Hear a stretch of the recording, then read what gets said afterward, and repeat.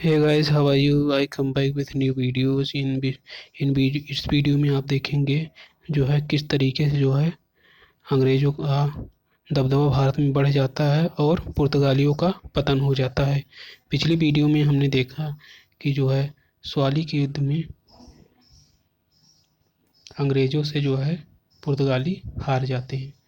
सवाली का युद्ध 1612 में जो हुआ उसमें जो है पुर्तगाली हार जाते हैं अंग्रेज़ों से, और इसी युद्ध के हारने के बाद धीरे धीरे पुर्तगाली अपने पतन की ओर बढ़ जाते हैं। तो इस वीडियो में हम देखेंगे जो है पुर्तगालियों के पतन होने का कारण क्या था। तो इसके जो है निम्न बहुत, एक नहीं कई कारण है इसके पुर्तगालियों के पतन का इंडिया में। 1580 में जो है पुर्तगाल जो है स्पेन से जुड़ गया, जिसके कारण पुर्तगालियों का ध्यान भारत से हटकर लैटिन अमेरिका की तरफ चला गया। भारत में लोग कम ध्यान देने लगे, लैटिन अमेरिका में ज़्यादा ध्यान देने लगे तथा पुर्तगाली कंपनी के ऊपर राजा का ज़्यादा नियंत्रण था। ये लोग अपने तरीके से वर्क, यहाँ के जो गवर्नर आते थे अपने तरीके से वर्क नहीं करवाते थे। पुर्तगाली राजा का ज़्यादा नियंत्रण था। अंग्रेज़ों के ऊपर जो है उनके उनके राजा का, उनके सम्राट का नियंत्रण कम था। ये लोग अपने तरीके से वर्क करते, स्वतंत्रता इनको जो है पुर्तगालियों से ज़्यादा थी। तथा पुर्तगालियों की धार्मिक नीति भी इनको ले डूबी। पुर्तगालियों की ईसाई धर्म जो नीति थी वो भारतीयों को पसंद नहीं थी, भारतीय से अपनाना नहीं चाहते थे, लेकिन ये सोचते थे कि भारतीय अपना लें। उनसे शादी, इंडियन औरतों से शादी भी करना शुरू कर दिए थे। ये सब जो है इंडियन को नहीं पसंद था। इस वजह से ये लोग इंडियन भी चाहते थे कि पुर्तगाली यहाँ से चले जाएं। पुर्तगालियों की लूट मार प्रवृत्ति, ये लूट मार भी करते थे। हिंद महासागर में जहाजें आती थी, ये लूट लाट लेते थे और उनसे मारपीट भी कर लेते थे। ये भी इनके पतन का कारण था। ये लोग जो है हिंद महासागर में जितनी जहाजें आती थी उनसे जो है कार्टेज वसूलते थे, नहीं देते थे तो उनको, उनके जो है मारपीट कर लेते थे, लूट लेते थे उनकी जहाज को भी।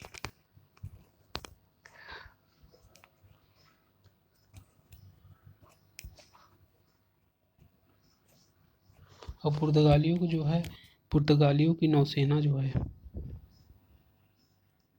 पुर्तगालियों की नौसेना शुरुआत में तो अंग्रेज़ों से अच्छी थी, लेकिन धीरे धीरे इनकी नौसेना, अंग्रेज़ों की नौसेना जो है पुर्तगालियों से बहुत ज़्यादा अच्छी हो गई। इस कारण से जो है इनका नियंत्रण धीरे धीरे खत्म होने लगा हिंद महासागर से। ये भी एक कारण बनता है इनके पतन का। तो इस तरीके से जो है एक नहीं कई कारण हुए पुर्तगालियों के पतन के। एक तो फिर से रिपीट कर देते हैं, एक तो स्पेन से जुड़ जाना तथा इनकी कंपनियों के ऊपर राजा का ज़्यादा नियंत्रण होना। एक तो जो है इनकी लूट मार प्रवृत्ति, शादी वगैरह जो करते थे। इनकी धार्मिक प्रवृत्ति नहीं पसंद थी तथा इनकी नौसैनिक शक्ति जो है अंग्रेज़ों से अच्छी नहीं थी। ये यही सब कारण थे इनके पतन के। अब हम आगे देखेंगे। पुर्तगाली यहाँ इंडिया में आए थे तो ये लोग भारत को कुछ दे के भी गए थे। तो हम इसमें देखेंगे कि पुर्तगाली जो इंडिया में आए तो भारत को क्या क्या दे के गए थे। पुर्तगाली यहाँ पे जो है तंबाकू,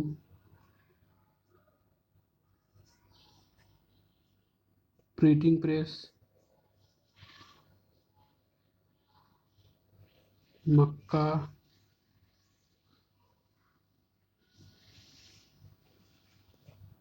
आलू,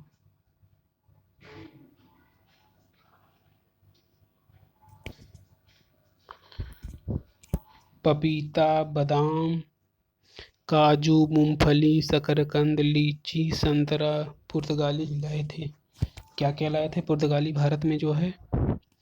आलू, तंबाकू, प्रिंटिंग प्रेस, मक्का, संतरा, लीची, पपीता, अनानास, बादाम, काजू, मूंगफली, शकरकंद, ये सब चीज़ें जो है पुर्तगाली लाए थे।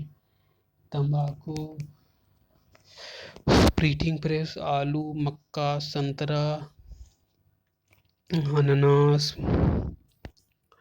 पपीता, बादाम, काजू, ये सब जो है पुर्तगाली लाए थे। पुर्तगालियों ने ही पुर्तगालियों ने ही सबसे पहले जापान से व्यापार शुरू किया। भारत तथा जापान के बीच व्यापार सबसे पहले इन्हीं लोगों ने शुरू किया। ये भी योगदान है पुर्तगालियों का। तो इन्हीं सब योगदानों के साथ ही पुर्तगालियों के बारे में अब बातें खत्म हो जाएंगी। अब अगले पार्ट में हम देखेंगे भारत में डचों का आगमन। पहले पुर्तगाली आए, अब इसके बाद हम डच के बारे में देखेंगे, फिर अंग्रेज देखेंगे, फिर फ्रांसीसी देखेंगे। भारत में विदेशी कंपनियों का आने का क्रम इस तरीके से है: पुर्तगाली, डच, अंग्रेज, फ्रांसीसी। So thank you guys for watching my videos. अब हम नेक्स्ट वीडियो में देखेंगे क्या क्या होता है, उसमें देखेंगे हम डच कंपनियों का आगमन।